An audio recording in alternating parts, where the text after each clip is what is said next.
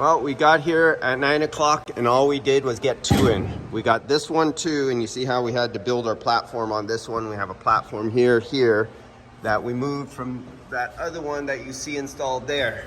So from 9 o'clock to morning to now, that's what it took us to get 2 of these because everything's in the way.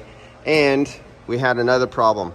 This beam was like almost 1 inch out this way more, and it collided with the sheet metal, so we could not get this up here. We literally had to take this down, and all the way around we had to shave off 1 inch, and it wasn't really straight, and that caused us some other problems to get this into here. And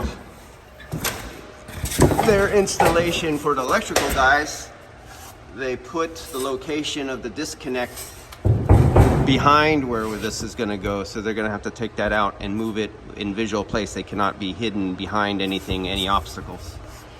And that's all.